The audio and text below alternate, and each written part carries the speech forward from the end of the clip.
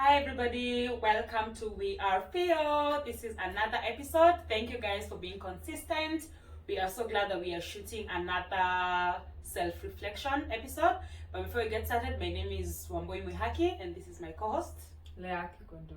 Yep, and this will be a nice episode, an interesting one. I hope you've been catching up on all our other videos, our other episodes that we've been releasing. If you have any questions, if you'd like us to do any specific topic, you can just DM us. You can DM me on my Insta or Leah, or also on our page on Instagram. So yeah, Which is we_r_feel. So I think we're gonna get started. Yep. Cool. So we're going to do self-reflection. I think we do this probably monthly at this rate. This would be the second one. Yeah. Not monthly, but this would be the second one. So we're just going to go through some questions and answer them. So I'll ask her a question, she can ask me a question, and then he will. So that's Cool. I can start. My first question is, when do you feel most alive? most alive. Every single time. I think all experiences in life should make us feel much more alive. So if I wake up in the morning, I feel alive. When I'm struggling to do something, because I think all those things are supposed to be elements that are part of life. So is that time I feel like more alive than other times? I don't think so. I feel like every moment I'm alive in all those different moments. Yeah. When do you feel most alive? I think when I am in nature. That's when, I don't know, there's when you're in nature, there's a way you feel like you're closer to God or closer to something higher, or that aspect of just, it's like wonder or something. So I feel most alive when I'm around nature, just fresh air, or when I've done something I didn't think I'd be able to do. That's when I feel like, oh my God. So yeah, I think nature. Okay, interesting. How have you been? I have been on a roller coaster, I think. I think I've been partially okay, partially anxious, happy, sad for the past like couple of weeks. Like I've just been like a mambo jumbo, everything mashed together. So I haven't had like one consistent feeling, but I've had like, let's call it instability, and then moments of calm, and then moments again of like not being stable. So yeah, I think I've been okay, partially a mess, but I've been okay. Have you been able to identify like the root cause? Yeah, I know what is anxiety making me and- anxious. Okay. Yeah. And you, have you been? I've been okay. I think I've been doing well. I think more. I think I just had some anxiety because of exams. I think after that, I've been doing well. I feel more aligned. And I feel like I'm getting like a lot of things sorted out. So yeah, when things are at least flowing in a way, even if they can be difficult or challenging, I always feel more in tune with myself. So at this moment, I think I'm feeling much more in tune with myself. Yeah, and I think gone back to some of the things that I used to do early on this year that helped me feel awareness, like just when to be just one within myself. So yeah, I can't complain. I think I'm liking how I'm feeling and whatever is happening around me. Yeah. Okay, cool. To the next question, would you say you like being in control, and which area of your life do you mostly practice control? Could I say, I think there's an aspect of me that likes to be in control. Now, of late, I think I am releasing the ideology that I have to be in control all the time, or I have to have it all figured out, or yeah. So I'm releasing that, because what that does is gives a lot of anxiety and overthinking. And also you don't give a chance of things to be what they need to be. And as much as you say you trust the process, but the fact that you're trying to control the process, then you don't get to see what that process will be, essentially. So on things that I think I can have a handle on, I have a handle on them. But for things that I feel like I don't really want to like have kind of control them, I just let them be and just have the flow, just go with the flow. Which part do I think I have more control on? I think mostly maybe work. I think, but no, I don't think work I have so much control. I think to some extent for everyone, work has its own other factors of control. Let me see. I think my wellness. I think of late I have had much more control of that. I think I'm releasing more control when it comes to also relationships and my thinking around relationships. The control of wanting it to be something. So I'm just letting either my conversations with different people or whatever goes how it goes, and then so if you become very very good friends, well and good. If you don't get there, it's still fine. I feel like I just put in effort, and if it works without me feeling like it has to go, it has to be this way, it has to be that way. Yeah, Makes sense. You'll answer some question. Would you say that I like being in control? I think to some degree I do. And it's because I don't like the other side of it, like certain aspects or maybe people or circumstance controlling me. So I think to some degree I like being in control, and I know I can do excessive, maybe in terms of work, like controlling some aspect of it. But also, in as much as I would want to control everything, I'm also very chill. I don't necessarily go out of my way to control stuff. If it happens, it will happen. If it doesn't, it doesn't. So, yeah. Which area are you most in control of? I don't even have a specific area. I think mostly I'd choose things around work, and also this is not being in control, but the thing I'm also like not even bothering about it is same as you, like interactions with people. I'm just like I'll put my energy there if there is something, but if there's no compatibility in terms of friendships, I'm just not going to put my energy there. So I won't control how you associate with me or control how we move forward. I'll just let it flow the way it will flow. Yeah, I think it also gives an opportunity for you to allow also space for people to be who they need to be around you without them feeling that they need to be also a certain way around you. And then it releases the pressure that you put in yourself for you to be a certain way to be able to make other people happy. So I think when releasing control in relationship, in like interaction with people, I think gives you an opportunity to step into someone else's shoes or like feel whether that's where you need to be, and then also it allows you both of you to kind of just be who you need to be and see. I also think it's an aspect of like trying to be in control of what other people do or say is an aspect of people pleasing.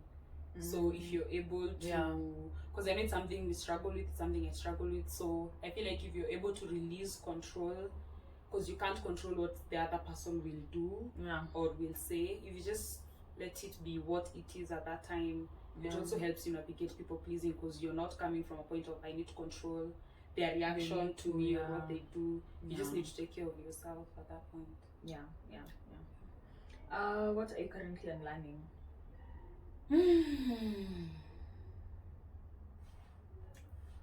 Let's see. I don't know if this is unlearning, But for some reason, I've always been either in a relationship or a situationship or something. Like there's always something happening in terms of the other gender. So I think one thing that I've come to like unlearn and sort of like appreciate, first of all, unlearn that you don't necessarily need to have that kind of company consistently. You don't need to be, let's say, have a, like, it's okay to have a guy, a boyfriend or something like that, but I'm also unlearning, like it's not something that should be essentially a necessity for me to feel like I'm whole or like I'm doing something with my life in my 20 something years. So I feel like that's something I'm unlearning, and I like the fact that I am consciously in a space of I'm actually doing this because I really want that kind of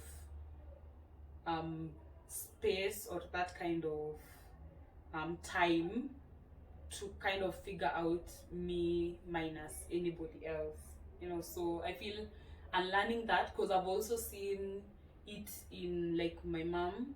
My mom has been in, before she got married, like she was really out there dating, and I'm thinking it's something around just trying to find somebody who loves you, like trying to find love, because everybody just has an aspect of wanting to be loved and wanting to be in a space where they feel appreciated. So rather than going out and looking for that, I'm finding it really peaceful to have it within and to not fight with myself over, oh, you're not with this person, or oh, you're not doing this for other people. Just trying to find peace within myself and love within myself. It's calming. It's like coming home. It's so peaceful. It doesn't disturb your peace of mind. If you want to do something, you can do it. If you don't want, you won't do it. So yeah, I think that's one thing. Good. What am I currently unlearning? What am I unlearning?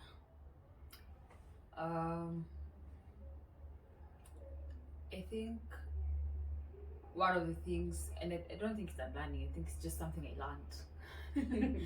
I think we have been learning a lot about self-care and self, and how self-care has also been presented is the softness and the the mushiness, and that is good and that is important. But I'm also learning that also self-care, and it's something that Africa Brooke mentioned on the diet of the CEO, and she said self-resilience is also part of self-care. So sometimes you need to do hard things. Sometimes you need to wake up that early. Sometimes you need to lift weights. Sometimes you need to, take that class. Sometimes you need to extend, and all those things. They, when tell someone at first they're not self-care-ish, as you're taught, but they're also the places that you gain so much growth from. So there's the softness that we have been taught to understand self-care, which is good, and I think it's very, very important to have that, something that caters for yourself, helping you get in touch with all aspects of yourself, but also doing hard things. Let me say that doing hard things is also part of self-care, because you're also tending and helping grow at those different aspects of you. So sometimes even healing, you're told it's not easy, and it's part of self-care, and that's doing a hard thing. So so appreciating both ends of what self-care would mean is really, really important. That's a good one. And it ties to my next one. Okay.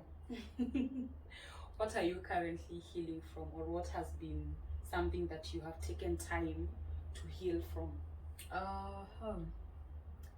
This year, I think relationship-wise, I think more emotional stuff. Let me say that, because not specific relationship. I think just more emotional stuff.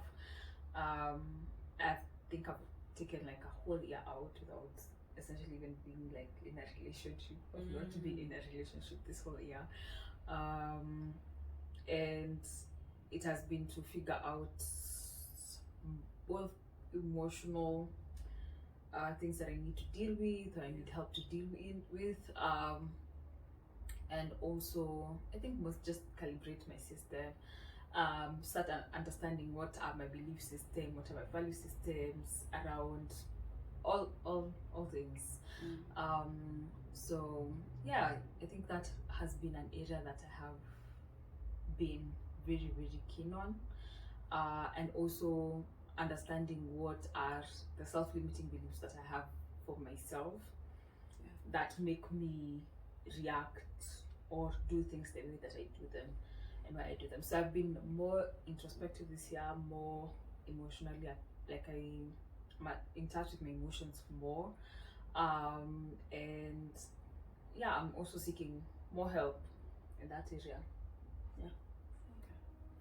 I did not want to answer the same question, but I think one area, and it was not intentional, I think mostly around trauma.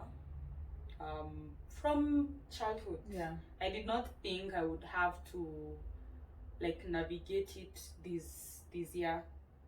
It's not like I was trying to put it off or anything. I wasn't like conscious about it, like to what degree certain things that happened at that time are affecting things right now. So I feel like that has been a long journey, because I'm now starting to see some of the patterns that I have are because of some aspects or some things that happened at that time. So I feel it's also a very overwhelming journey. It's very like it feels very emotionally exhausting and draining, but then being able to understand like that healing process of now understanding why gives me so much clarity and allows me to give myself so much grace, because I'm like, I was conditioned like this. It's not that I am a certain way, it's just how I was conditioned. And then also getting content that tells you or opens up your mind to, you can retrain your brain, you can rewire your brain, like your brain is malleable, like it can stretch, so you can unlearn things and then take up new things and then form your own identity without relying on the trauma identity that you had. I think also part of my healing has been that I think understanding we're all tracing back all those things that have happened, because I had a trigger and that trigger made me think, okay, things are not just, this was just like surface level, it has happened now, but where this trigger sits, it's something way deeper than that. So I think part of my year has been also tracing back, going back to things that have happened and figuring out how they have impacted who I am now, and also seeing what would be, as I've said, like looking for content to learn more, and seeking other help to kind of understand it, because we're not psychologists, and I think to some extent some things are you don't figure them yourself, but I think it could be difficult to do it, and it's not the easiest of journeys to take by yourself, because that means a lot of honesty in the good and the bad, and also I think some form of like acceptance that no matter what happened, good, bad, whatever trauma that happened to you, and this doesn't have to be like this trauma doesn't have to be, there's like big T trauma that we all know, the being beaten up and all those things. Then there's small T trauma of things that maybe you are denied or you didn't get, and that when you look back, if you tell someone, they wouldn't think that would have affected you, but essentially it really did. So what did I want to say? Okay, I've forgotten. So I was explaining what is big T trauma and small T trauma. I've forgotten. When I remember, I'll say it. But something around those lines. But I think it's very important that you've said, like, getting somebody to help, because getting somebody who gives you like somebody who has not been involved in any way in Yeah. your journey gives you a fresh perspective, and they're able to push because they don't know anything. They are able to Yeah, push they you can to ask answer. Yeah, questions. they ask you questions that you yourself did not even think through. When you were thinking through what happened, you didn't think through some aspects of it. So I think it's important to get somebody outside of your circle to kind of also give a fresh perspective. Yeah, and sometimes it's not the easiest of things to talk about, and also to admit to yourself. And so if you don't feel like you're in a safe space to talk about it, then I think it's important to talk to someone about it, because I think it's also part of releasing that. Yeah. So I remember what I wanted to say, that you have to accept, even if the trauma was caused by whoever, you have to accept that the healing part, it has to be yours and yours alone. And that no matter, you don't need any kind of closure. And closure, it doesn't mean relationships. Like closure with someone apologizing to you, or someone like identifying that they actually caused the trauma, or someone you don't have to get that closure. The closure can only come from yourself. So, and that's, I think, the hardest part of someone did something to you and maybe they didn't even know. But the journey of healing is minus them. It has to be you and the situation that happened, despite them whether coming to see it or agreeing or whatever. So I think that's also a big part of what I'm learning, that despite of what everyone else does, that process is yours personally to kind of heal from it. It's me. How are you currently defining happiness for yourself? That is a good one. Let's see. Happiness for me looks like good health. It looks like taking care of my body, my mental health. And also, and this is not to be bishy, happiness also looks like cutting off certain situations or people that that just, I don't think make my life chaotic. So that's what I've chosen. I think even of late, because I had a conversation with somebody I've not been able to talk to, and I told them why I can't have a normal conversation with them anymore. So happiness looks like that for me, like being able to set boundaries, being able to communicate those boundaries, even if the other person doesn't understand. They don't need to understand. First of all, I learned this from the holistic psychologist. Like, you don't need to understand some of the decisions I am making, because they are my decisions, and other adults have capacity to deal with disappointment. Like, you can deal with me saying no, or saying I don't want to do this. So happiness looks like looking out for me. Happiness looks like going into nature more, randomly going to see a live band, like just being free. And I think that's why I love birds. When I think of a bird, I think of freedom and happiness, because it feels like it can go anywhere in the world. It has so much. It can see so much. So much diversity. So I think happiness looks like a bird. What is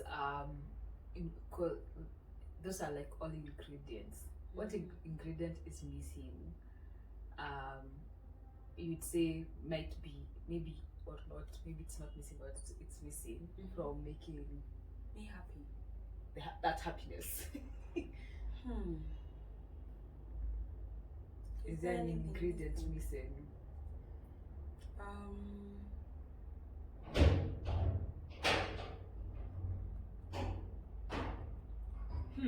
That is an interesting question. I think I would say not necessarily missing, but it's still small in its like a dose. Kidogo, you feel Yeah, like it's like it's like naina iko na kasalt kadogo. ni kama bado Inashika vizuri. hiyo chakula bado inakosa kitu. I feel that's a dose of self-awareness in terms of what makes me happy alone. So yes, I feel lighthearted and I can do all these things that make me really happy, but I feel like something I'm having small doses of is like unraveling myself and trying to see what makes me really at peace and at joy without anybody, like without maybe family, like just Rita in herself, like Mimi Pekangu. So I feel like that it's not necessarily missing, it's just not sufficient because I feel like I haven't like figured out myself venye I would want to. Like I don't know myself full circle, like 360. So I don't know if I can reach a place where I fully know who I am. I can say 100% this is Tarara, because I know we can continually change and evolve. But I do feel like that's a dosage that I would want to continually increase, so that I have that sense of self.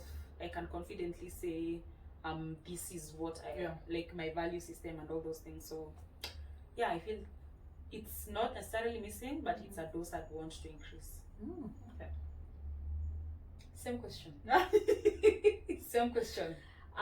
What does happiness mean to me? I think for me, happiness is feeling one within myself. Whatever the situation is, because situations can be rough and they can be good, and the aspect of not me being one, and not feel like I can have a handle on it. I'll have extra anxiety, I'll have, the confusion and stuff like that. But being one with myself makes me feel like I can have a handle, whether in good times I am in fully, whether it's in challenging times I can handle it fully.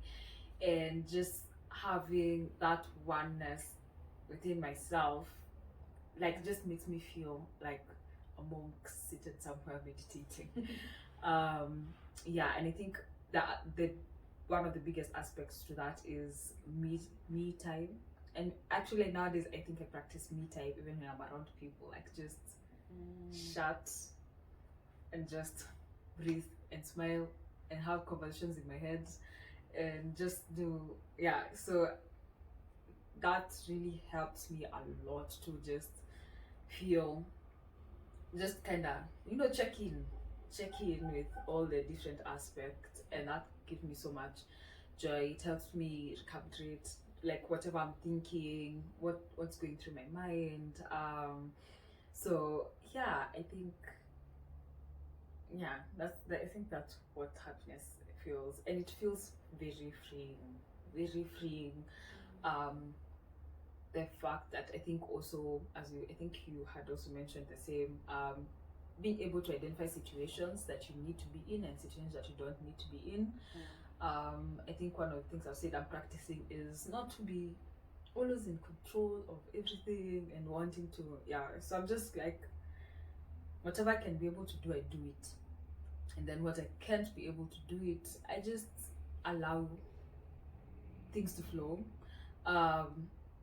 But also make sure that I have my own kind of plans and things. And I think the other thing I think that has been bringing me happiness is actualizing things that I set to do, and that has been really important for me this year. And I'm so happy that I've been able to do so many of the things that I set out in January to do, and now looking back, I have progressively done them. So I think that also brings me so much joy. And I'm also learning how to release the expectation of, if I planned something and it didn't happen that way, to just take a step back and not be so critical of myself, and just be okay, this did not happen, and know why did it not happen, and find way forward. And that's also helping me have grace for other people. What do I feel like it's missing to make me fully happy? I think maybe I'm still feeling like I still have a lot to figure out. Like I've been feeling you see how like people have this kind of beliefs about the world. No, they can just yeah, like I'm trying to figure out my like deep like what are my beliefs in like in certain things. What are like what essentially does my value system look like what things essentially would I say like really I don't know, also figuring out whether all these things that I put effort in because I like doing a lot of things at the same time, what do they all mean to me, where like just understanding the meaning of things for myself. I think that would bring me happiness, but I don't think it's also making me not be very happy. I'm just like right now in a state of like, what does this essentially mean to me? Is it important to me? Is it not? Why? And if it's important, why is it important? Why am I putting so much effort?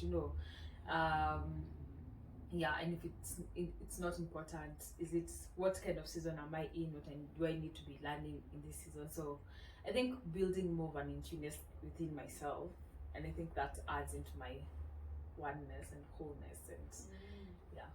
That's a good one. Let me ask another one, and it's not so hectic. Do you have situations where you feel most beautiful and ones that you don't? And can you give an example? Situations where I feel most beautiful. And ones that you don't, and then examples. Ones that I don't. I think ones that I don't sometimes is when like I wear because I still have like a kataya or something, a dress, and then I'm like, But I've been trying to think, when do I feel like uncomfortable within my body? And actually, I've never, maybe when I was young, because of people stalking, but with my adulting, I don't think there's a situation I've been uncomfortable with like my body essentially. Maybe when I wear something and then I'm like, but I've never been very self-critical with like with my body. But at this point, I feel like I have a way better relationship with my body.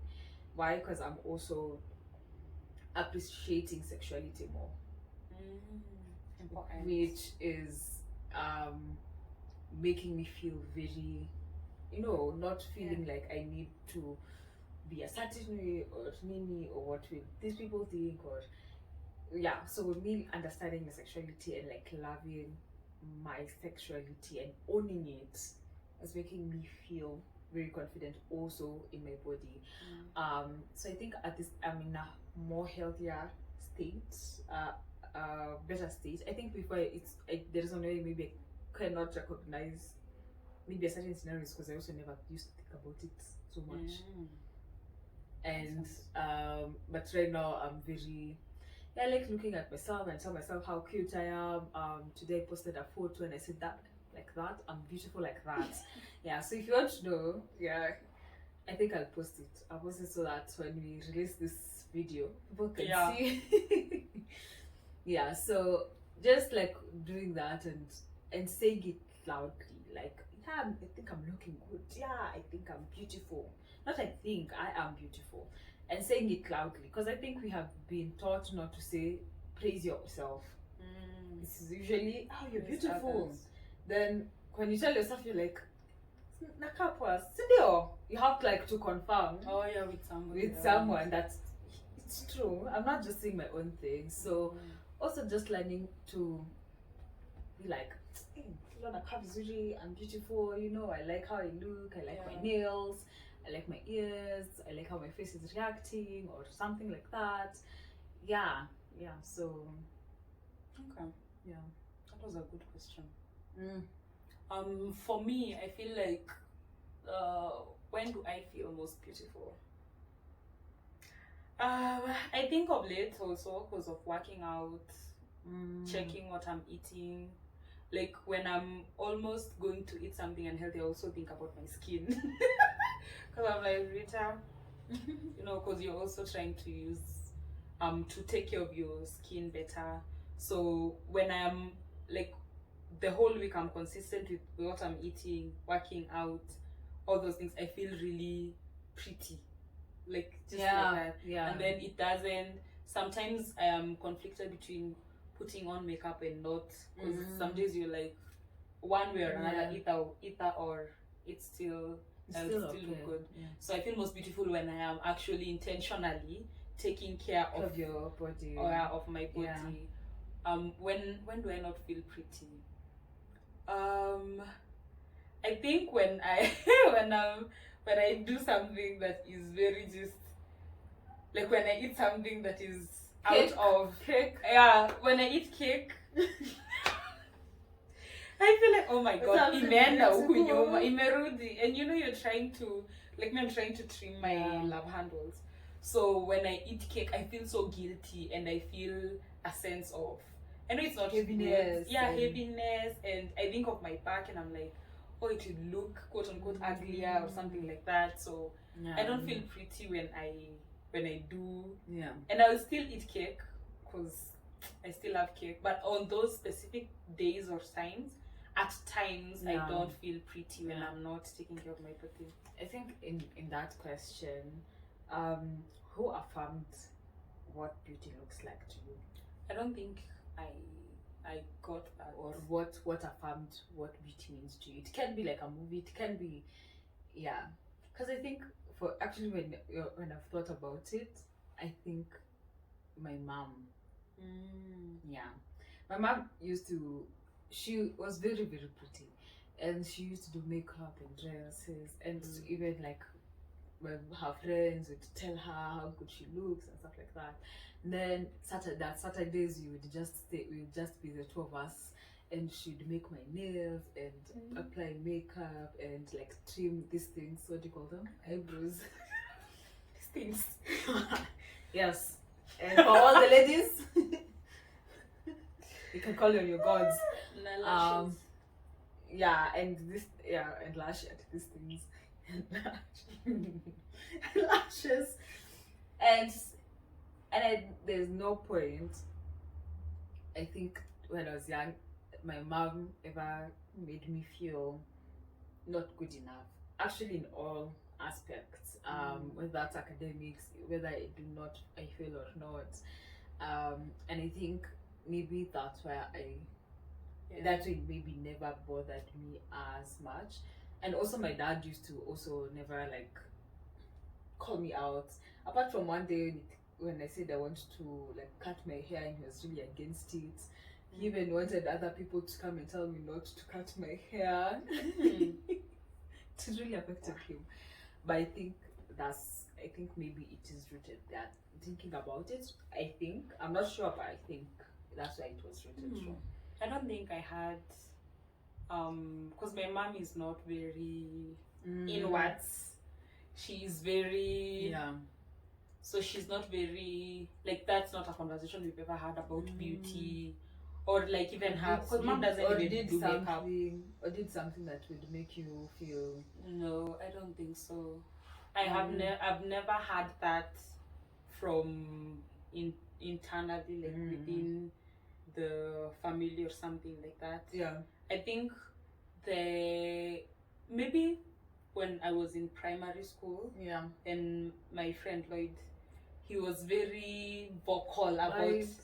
He was very vocal about my eyes, and I think that's the first time I identified, because I knew I had big eyes, but then he was like, I have really nice eyes. So I don't know, maybe that's the first thing that came to my mind. But I've never had it like growing up at Rita, like seeing my mom appreciate her own beauty. I've never seen that, because even right now she's also trying to lose me and her same was up.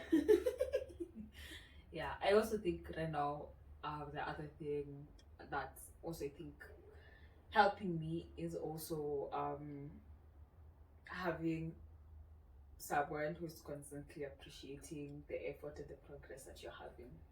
You won't mention, but I think that's helping a lot. That I think it is. Stop. You're the one asking the question. Do you think there's something holding you back to be the best version of yourself? Do you think you're the best version of yourself now? And what is holding you back from being the best version of yourself? Do I think I'm the best version of myself? No. I don't think I am the best version of myself. Because when I envision myself even in years to come, that is a better version than the current one sitting here. Yeah. But I feel like the biggest thing that holds me back is, first of all, fear. And then sometimes it's hard to, first of all, fear of articulating what I would want to do. And also from a point of people pleasing, fear of like people not accepting my ideas or something like that. That has been a struggle, even with all the self-awareness self-awareness journey that I've been on. That's not something you can switch off. So I feel like being fearful of actually being afraid of my capacity is a really, because sometimes it takes other people for me to believe that I can actually do something, or it takes like for my boss to call out something that I did and I'm like, okay, but it takes time for me to pause and be like, okay, you did something. It takes time. So I feel like that the fear of releasing myself to actually do stuff is the might be the biggest thing that holds me back. Like fear of myself, fear of my what is it called? You know, when I think I had it in a podcast where you know how much capacity you have and how much drive you have, but you're afraid of that drive and capacity. Because I've seen it even when I was in school. It can be very cruel in a way. It can be very brisk. Like somebody can think you're very rude, but you're releasing because you're like, I need to study, I need to get this grade, but it comes off as aggressive. Yet you're trying to be the best version of yourself at that point in time. So I feel like that fear of me being aggressive might be the biggest thing. Yeah. I think so. And you? Do I think I'm the best version of myself? I don't think so. I think I still have a lot to unfold. I feel like I am just scratching the surface of what I can potentially do. I was looking for that potential. Yeah. So I part of me also have like some form of like imposter syndrome or like self-doubt in a way. Mostly before I do something. And I know I do things and I know most people would think I don't struggle with things like that a lot of times. But before I do something, I can delay to do something because I'm not ready to take that step. And then when I take it, and then the next time I need to do something, the same thing happens. And I think it has also happened with like my job, because at first I think I was having a bit of anxiety in like taking things, but when I've started taking ownership of more things, I'm feeling much more confident. But before I did it, it has taken a bit of time of like back and forth in my mind. Should I do this or do I just leave it or something of the sort? And I think if I stop doubting myself a lot, I think I can do so much. So I just feel like I'm just scratching the surface. I can see myself as Indra, the ladies I look up to. So nowadays, like if I find a lady that I would want to be in her position in the coming few years, I just take a snapshot and just have it in my gallery. And this is to remind me the woman that I am aiming to be, and also looking at what did this woman do to get where she is right now. And so that's why my focus is like I can in my head I can see the Sylvia Mulinge, I can see the lady in Rwanda. She's the currency of Rwanda Airways. And so when I think about all the kind of women I want to be, I just feel like where I am is just scratching the surface of my potential. Because me seeing them in my mind, I feel like I have potential to be. I just need to figure out how they got there and what can I do to also get there.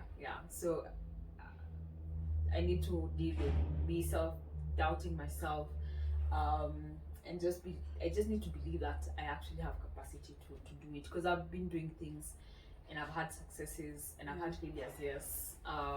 But I need to believe in myself much more. Yeah.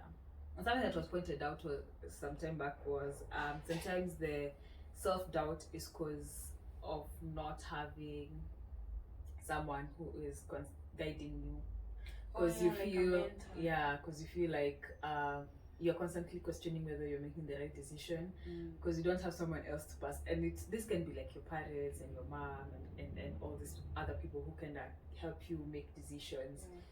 And self-doubt can come when you don't have that constant guidance. You're the only one who's making that decision of whether it's right or not. And because we are young, you're in constant to be fearful and wonder whether you're actually making the right decision for yourself and for your future. That's very true. It's me. It's you. It's me. Yeah. Okay. What is an uncomfortable truth you've come to realize about yourself and are accepting about yourself? Uncomfortable truth. I never thought I was a people pleaser until somebody pointed out the reverse of people pleasing. That is not actually people pleasing. That's what you don't think is people pleasing. And that is when you're trying to do things, they are good for you and you're doing good, but part of your motivation is to make other people see that you're actually doing good. Yeah, I remember the example. Yeah. So I think I never thought, because personally, I think throughout, even in high school and stuff like that, I think being put in places where I had to be in constant contradiction with other people, or in constant, there'll be some point where I'll be the bad cop, or in some point I'll have to be in a leadership position and I'll have to make a hard decision, and that means sometimes it's not what you would like for me to do, but it's what is necessary to be done. So I've never also like been the girl of like kufuatana and stuff like that. So until somebody pointed out that sometimes my performing and doing things after like sharing a bit, pointed out that part of it could be actually people pleasing, because at the back of my mind you're just like, they have to see that I'm actually doing well and I'm actually getting a handle of it. And support the fact that you're actually also doing it for yourself, but there's the academic motivation of so I think maybe that's uncomfortable. Do you think it's all bad? I would want to get to a place where I don't think about them. I would want to get to a place where I don't think about them and I don't feel like I have a point to prove, because I really don't have a point to prove. True. It's very true. Yeah. I think it takes a lot to get there. Yeah. And I think it will take a lot of healing, because I know it's seated on a trauma situation, and for me to unpack that and I need to release that. I don't have any resentment, but I need to release it to be able to be like, it doesn't matter, like whether they see it or they don't see it. I really don't care. Okay. Let's see, for me, an uncomfortable truth. I'm starting to regret things question.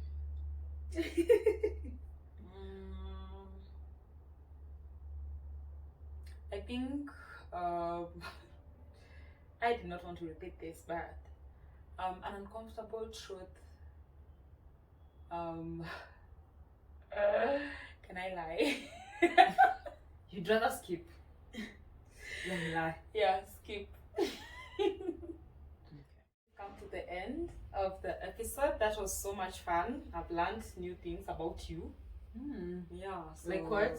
The happiness thing. So that was really fun. I hope you also had fun. I think you can also take some of these questions, ask your roommate, your friend, your significant other, and let us girlfriends and girlfriends. Everybody. We refer to boyfriends so much. So Yeah. even girlfriends. Even girlfriends, whichever you associate yourself with. If you have any follow-up questions, please just DM us. Also follow us on Instagram and TikTok. Instagram we_r_feel. TikTok? Same. Oh, it's the same. Yeah. Wow, you can tell that we are in the same podcast. Anyway, any parting words? No, I just choose to be happy and define what that means for you. That's a good one. And on that note, it's a wrap. It's a wrap. Make See you sure next to episode. subscribe. Or subscribe. Yeah. Click on the button. Hapo chini ya subscribe. Yeah. I love That subscribe. The notification bell. They'll draw when we release a new episode. So Yeah. thank you so much. All right. Bye. Bye.